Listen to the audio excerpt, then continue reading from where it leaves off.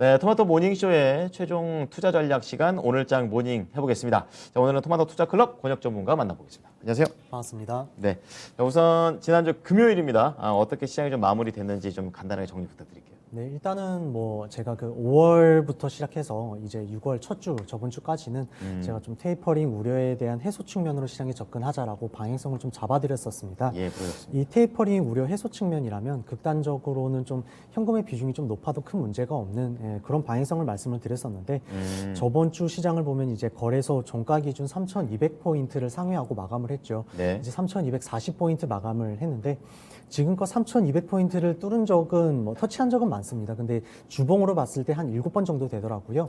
근데 이 3,200포인트를 뚫고 이제 마감한 주는 이제 역사적으로 저번 주가 처음입니다. 그렇군요. 그래서 이제 이제껏 그런 변동성들은 여러 가지가 있었지만 이 방향성은 이렇게 테이퍼링 해소 측면으로 이어지면서 거래소도 박스권 상단에 지금 도달한 상황이고요. 네. 수급적으로 봤을 때도 이제 저번 주에 외국인들이 9,200억 가량 좀 많이 강한 편은 아니지만 그래도 8주 만에 최대 순매수를 좀 보여주면서 이렇게 시장 상승을 좀 이끌었다라고 좀 말씀드릴 수 있을 것 같아요. 예. 그렇게 한 주를 좀 설명드릴 수 있을 것 같고 외국인 수급이 이렇게 좀 개선된 이유들을 좀 생각을 해보자면 네. 뭐 또 달러의 약세도 있지만 또 그 위안화의 강세도 있습니다. 중국 영향도 있군요. 그렇죠. 원자재 가격이 최근에 이렇게 급등을 했었다 보니까 네. 5월부터 이제 중국에서 이런 원자재 사재기라던가 투기 수요에 대한 모니터링을 시작했죠. 네. 통화 정책도 실시를 했긴 했지만 동시에 좀 이런 원자재 급등을 대처하기 위한 일부 수단으로 이런 위안화의 강세를 어느 정도 용인했다라고 봅니다.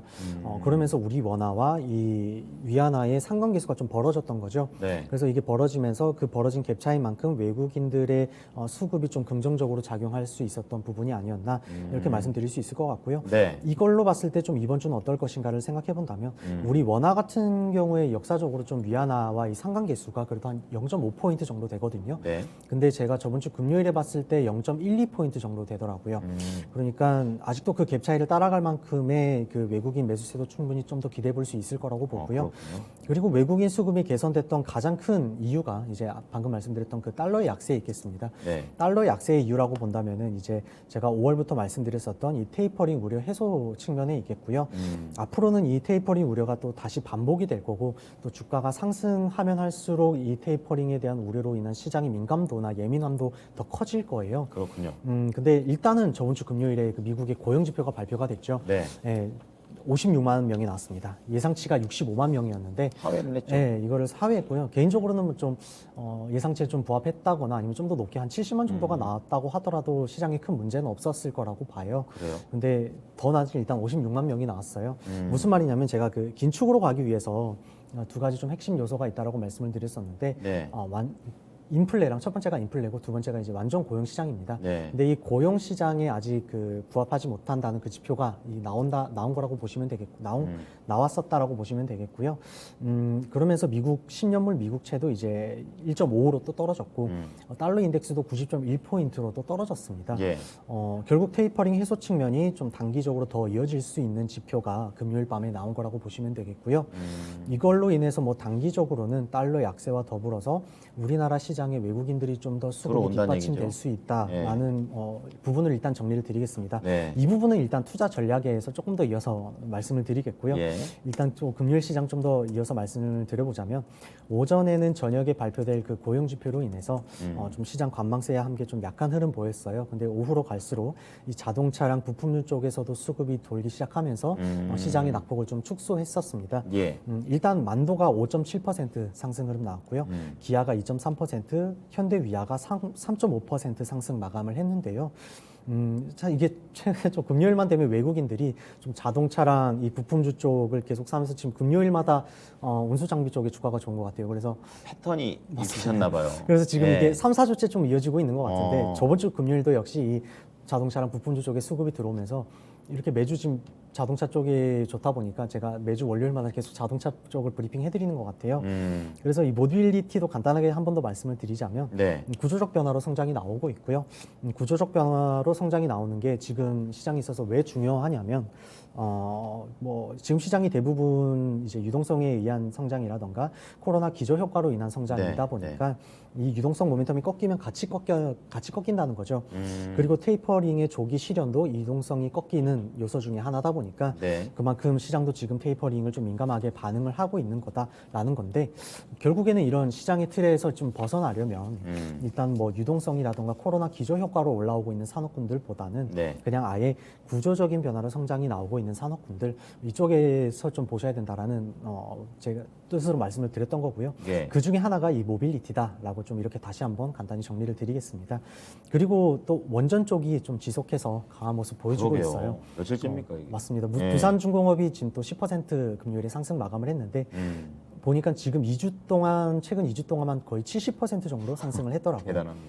제가 딱 그 2주 전에 말씀드렸었던 게 뭐냐면 네. 이제 그때 한미 정상회담을 좀 앞두고 대북주가 그때 장 막판에 좀 하락을 했었고 네, 맞아요. 수급적인 측면으로 말씀을 드렸었어요. 네네. 이제 반대로 원전 관련주들이 좀 수급이 좀 들어오면서 제가 뭐 상승률이 높아서 말씀드렸던 게 아니라 그때 수급적인 특징으로 좀 캐치를 해서 말씀을 좀 드렸었는데 그때 SMR이랑 그러니까 수소 생산 방식, 예. 그레이 수소, 뭐 블루 수소, 그린 수소 말씀드리면서 이 수소 산업에 대한 모멘텀이 추가적으로 부각될 거다 이렇게 말씀을 드렸었습니다.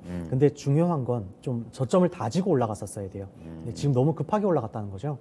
조정 가능성이 좀 있겠다는 얘기죠. 맞습니다. 외국인이랑 기관도 지금 이렇게 급하게 올라가면서 전부 수익 실현을 다 한 상황이고요. 대차 잔고도 지금 확인해 보니까 2주 전에 비해서 거의 2배 가까이 증가를 했습니다. 5월 21일에 지금 3,200만 주였는데요. 네. 지금 보니까 한 6,300만 주 가까이 되더라고요. 그래서 분명히 좀 조심하셔야 되는 위치라고 말씀을 드리고 싶고요. 예. 수익이 지금 시점에서는 수익이 날 수 있는 확률은 있더라도 추가 수익률 대비 리스크가 너무 더 크다. 이렇게 좀 정리를 드리겠습니다. 그러면 이제 원전 쪽이나 이런 쪽 관련주 보시는 분들은 지금 상승하는 거 보고 같이 따라가지 마시고 아, 좀 어느 정도 그럼요. 조정 받고 그다음 올라가는 거 보고 가면 될까요?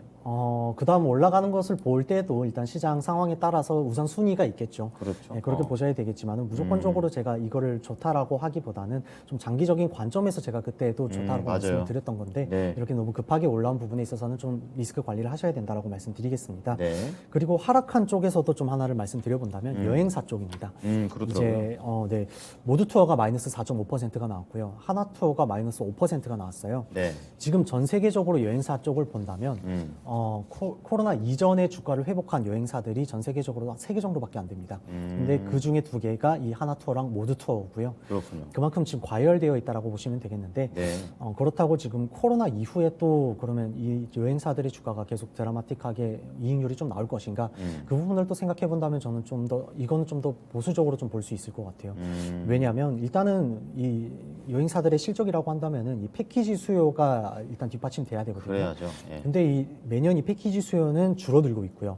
그리고 앞으로의 트렌드도 좀 자유여행 쪽이 좀 선호될 거라고 보기 때문에 네. 장기적 관점에 있어서도 어떤 구조적인 좀 큰 변화가 이쪽 여행사에 좀 없다면 네. 좀 보수적으로 보셔야 된다라고 말씀을 드리겠고요.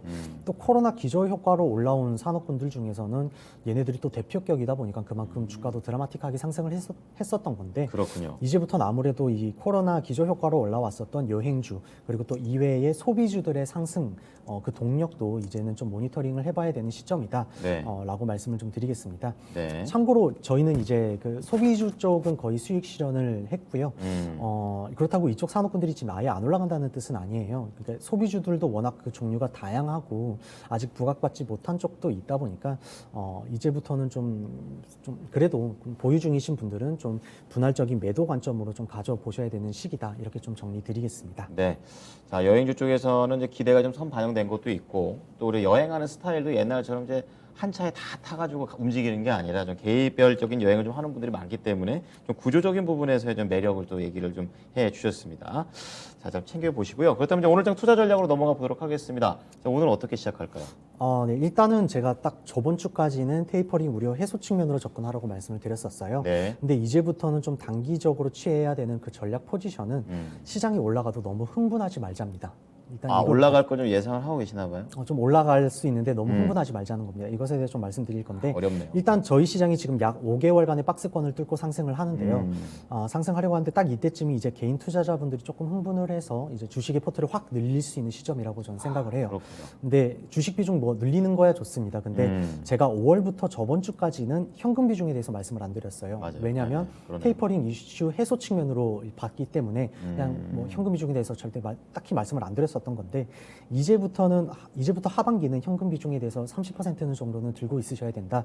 이렇게 좀 말씀드리겠고요. 네. 제가 저번 주 시장 좀 아까 전에 브리핑 해드리면서 네. 주봉으로 봤을 때 거래소가 3,200포인트를 뚫고 이제 안착한 건 역사적으로 처음이다라고 말씀드렸잖아요. 그렇죠. 저번 주 이 3,200포인트를 뚫고 안착한 거는 외국인들의 수급도 뒷받침됐었고 예. 외국인 수급이 이렇게 들어온 이유가 이제 원화랑 이제 그 위안화에 벌어진 상관계수 그리고 테이퍼링 우려 해소 측면으로 있어서의 달러의 약세라고 말씀을 드렸는데 네. 이 이유들이 지금 당장 사라지진 않을 겁니다. 뭐 그렇기 때문에 외국인들의 추세가 확 꺾일 거라고 보진 않고요. 그렇군요. 그리고 지금 저희 시장이 이 펀더멘탈적인 측면이라던가 센티멘탈적인 측면에 있어서도 좀 유리한 위치에 있어요. 그렇군요. 올해 거래소 27개 업종 중에서 네. 20개 업종이 지금 시장 수익률을 상회했고요. 컨센도 마찬가지고 제가 수출 지표도 계속 나와서 말씀드리고 있지만 수출 그렇죠. 지표도 계속 좋은 상황이지 않습니까? 그렇죠. 그리고 또 밸류도 봤을 때 지금 이머지 시장 대비해서 우리나라가 한 13%가량 디스카운트 돼 있고요. 아시아 시장 대비해서도 한 20%가량 디스카운트 돼 있습니다.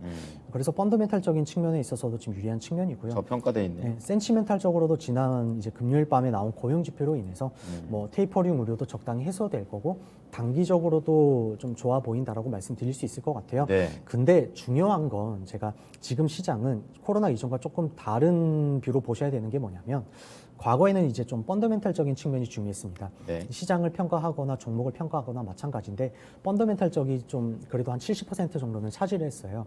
그 외의 요소가 이제 뭐 센치멘탈적인 부분 그리고 그 외에 뭐 기타 부분이 좀 차지를 했을 텐데 그러니까 거의 펀더멘탈과 센치멘탈이 거의 한 7대 3의 비율이었다라고 치자고요.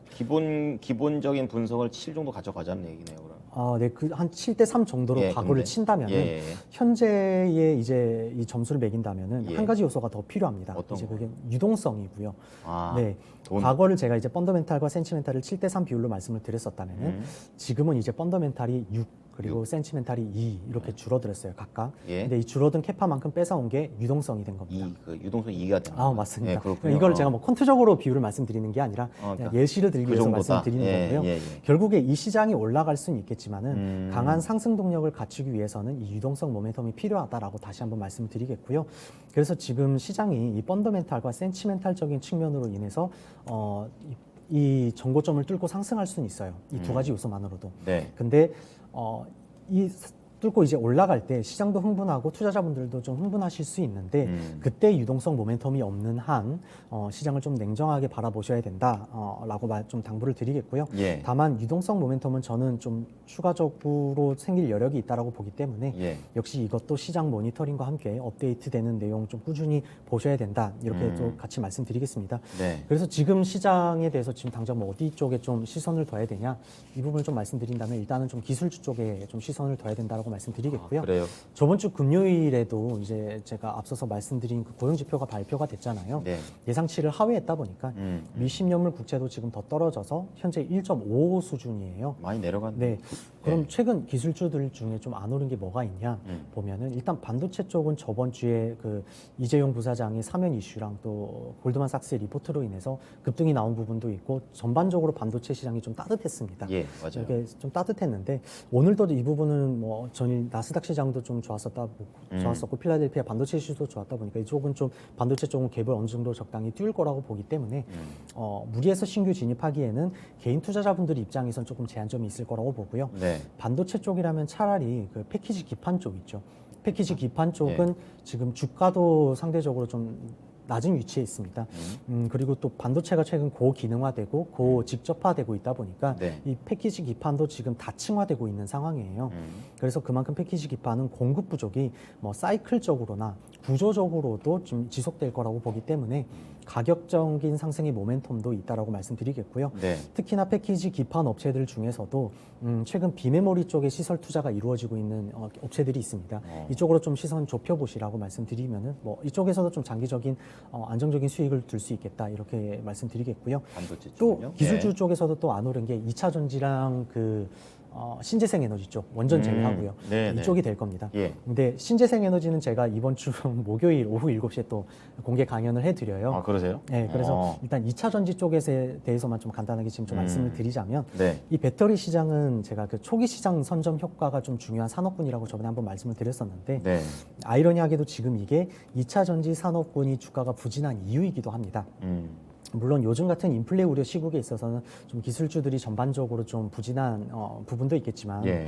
배터리 시장 자체가 지금 시장 선점으로 좀 공격적인 증설이라던가 선점을 지금 하고 또 투자를 하고 있다 보니까 가동률이 평균 60% 정도밖에 안 된다고 말씀을 저번에 드렸었어요. 네. 그래서 표면적으로는 현재 공급 과잉 구간에 있는 것처럼 보이는 건데 그렇죠. 예. 이게 수요가 부족해서 공급 과잉인 게 아니라 그렇죠. 이렇게 지금 미리 만들어 공격적인 나왔고. 시장 선점과 예. 증설로 인해서 맞습니다. 그렇게 공급이 증가하는 걸로 봐야 된다는 거죠. 그러다 보니까 지금 배터리 시장의 그 영업 마진이 그렇게 높지 않아요. 그렇군요. 평균적으로 한 5% 정도 되거든요. 음. 근데 이게 결국은 가동률이 올라갑니다. 네. 올라갈 거기 때문에 가동률이 올라가면서 이제 가격이 같이 올라가게 되면은 마진율은 가격에 가동률로 인한 Q가 같이 잡히게 돼서 이익률이 또 드라마틱하게 늘어날 수 있는 산업군이다라고 설명을 드리겠고요. 네. 그래서 지금은 이 선점 효과로 인한 가동률이 주가가 부진한 이유지만 이 이유가 시간이 지날수록 주가가 올라가는 이유로 변할 거다라고 다시 한번 이렇게 좀 말씀을 드리겠습니다. 네네. 또 바이든이 또 최근에 그 전기차랑 이 배터리 쪽은 중국이 또 이 경주에서 이기도록 놔두지 않겠다라고 선언을 하면서 이 가장 중요한 게 배터리라고 또 말을 했었거든요. 네. 이번 주에 또 바이든 행정부가 이 반도체랑 배터리 공급망의 문제에 대한 그 검토 결과도 논의를 합니다. 그러다 보니까 지금 미국이 지금 안보로 취급할 만큼 가장 신경 쓰고 있는 부분이 이 반도체랑 2차 전지 쪽이다 보니까 예. 역시나 2차 전지도 단기 이슈가 있는 만큼 좀 관심 가지시라 말씀드리겠습니다. 네. 그리고 마지막은 역시나 좀 모빌리티, 그러니까 뭐 자동차 쪽에서 좀 아이디어를 얻을 수 있을 것 같아요. 제가 현대위아도 추천을 드렸었지만은 그쵸. 그 미국 전기차 생산 남부 생산벨트 쪽에서 이제 매출처의 다변화 기회를 가져올 수 있는 이제 부품주 쪽에서도 관심을 가지시라고 말씀드렸었는데 맞아요. 네. 뭐 SL이나 화신 같은 게 여기에 해당이 돼요. 근데 이게 최근 2, 3주 동안 그래도 한 20%에서 30% 가량은 상승을 했단 말이죠. 세게 갔네요. 예, 그래서 말씀드리고 싶은 건 이제 부품주 쪽만 생각하실 게 아니라 이 물류 쪽도 좀 생각해 보시라고 말씀드리고 싶어요. 왜냐하면 이제 알리바바부터 이 조지아까지 이어진 생산 벨트 쪽에서 예. 앞으로 더 많은 캐파가 이제 발생될 거기 때문에 예. 그 부품주들이 이렇게 지금 오르는 건데 그런 그 생산량 증가에 수혜를 입을 수 있는 건 물류 쪽도 그 마찬가지거든요. 운반을 해야 되니까. 맞습니다. 예. 물류 쪽도 마찬가지인데 특히나 그렇군요. 이 생산 벨트 쪽에 이제 물류 거점을 두고 있는 업체들이라면 좀 더 시각을 좁혀서 볼 수 있겠다라고 이렇게 또 정리를 드릴 수 있을 것 같습니다. 네. 자, 종목 들어가기 전에 그 배워야 산다. 목요일이죠. 예, 신재생 에너지, 태양광 풍력 다 하시는 거죠? 맞습니다. 예, 그 부분까지 좀 더 같이 가져가 보시기 바랍니다. 자, 그다음 물류가 또 추가적으로 자동차 이 모빌리티와 연결될 수 있다고 하는데 그렇다면 뭐 종목은 딱 거의 좁혀진 것 같습니다. 맞습니다. 예, 어떤 종목인가요? 네, 종목은 제가 현대글로비스 가져왔고요. 그쵸, 예. 부품 매출 증가와 연동하셔서 이제 생각하셔야 되는 산업군이 이 부품 물류가 되겠고요. 그렇군요. 앞서 말씀드렸듯이 알리바마 공장부터 이어지는 미국 생산 벨트에서 지금 그 거점이 위치하고 있는 기업입니다. 예. 그러다 보니까 이쪽 지역에서 발생하는 그 부품 물류의 캐파가 늘어나면 이 현대글로비스도 물량이 그대로 늘어난다라고 그러겠죠. 보시면 되겠고요. 네. 그런데 부품주들은 현재 지금 잘 가는데 왜 이거는 지금 잘 안 가느냐 이렇게 물어보실 수 있을 것 같아요. 왜 그런가요? 부품주 같은 경우는 이제 출하를 기준으로 매출 인식이 잡힙니다. 네. 근데 이 물류 같은 경우는 운송의 위치라던가 또 뭐 여러 경우들에 따라서 매출 인식의 시점들이 다 달라요. 그러다 보니까 보통 부품주들보다는 네. 매출이나 주가가 좀 후행해서 나타난다라고 보시면 되겠고요. 또 최근 운임 스프레드도 축소된 게 지금 현재 개선이 되고 있는 상황이다 보니까 네. 단기적인 실적 개선세도 하나의 모멘텀이 될 수 있을 겁니다. 그렇군요. 예. 그리고 현대글로비스의 사업 부분이 이제 뭐 물류, 유통, 운송 이 세 가지 사업 부분의 매출이 있을 텐데 이 세 가지 사업 부분의 매출이 지금 미국에서 고르게 지금 나타나고 있고요. 특히 앞으로 지금 현대차그룹의 미국 현지 증설이 지금 확정돼 있는 만큼 네. 뭐 물류 사업이라던가 유통 사업 부분에 있어서의 이 추가 성장 모멘텀도 기대해 볼 수 있겠다라고 말씀드리겠습니다. 네. 그리고 또 뭐 혹시 모를 그 리스크도 하나 말씀을 좀 드려본다면 어떤 건가요? 이제 현대차그룹의 이제 현대 엔지니어링이 좀 상장을 하잖아요. 근데 그러면 이제 현대차그룹의 지배 구조도 좀 개편이 일어날 수 변화가 있습니다. 되겠죠. 예. 네, 그럼 여러 가지 시나리오가 있을 수는 있겠지만은 어떤 시나리오든 일단은 뭐 단기적으로 좀 하락을 하면서 뭐 기회가 생길 수는 있더라도 장기적인 악재로 이어지기는 어렵다라고 볼 수 있겠고요. 네. 현재 그 정의선 회장의 현대글로비스 지분이 20%를 조금 넘는데 일감 몰아주기 규제로 인해서 뭐 여러 시나리오 중에 이 주식 처분을 하는 시나리오도 있을 수 있을 겁니다. 그러면은 다만 그게 이루어지게 돼서 만약 주가가 뭐 단기적으로 하락을 한다면은 그 시점은 오히려 좀 더 매수가 가능한 기회 구간이 될 수 있을 거라고 말씀을 드리겠고요. 예. 그런 시점에서는 좀 기업의 좀 가치로 접근을 하시라 좀 예. 이렇게 말씀드리겠습니다. 네, 오늘 현대글로비스 물류와 관련해서 말씀해 주셨고 지금 종가가 19만 4천 원입니다. 네. 가격 전략 들어볼게요. 매수가는 여기서 뭐 지금 현재 종가 기준에서 크게 단기적으로는 벗어나지 않을 수도 있기 때문에 네. 한 19만 원 정도로 19만 원. 말씀을 드리겠고요. 손절가는 17만 5천 원 간단하게 드리고 목표가도 22만 원 제시해 드리겠습니다. 네, 이 종목 잘 참고해 보겠습니다. 고맙습니다. 감사합니다. 네, 지금까지 토마토 투자 클럽 권혁 전문가와 함께한 오늘장 모닝이었습니다.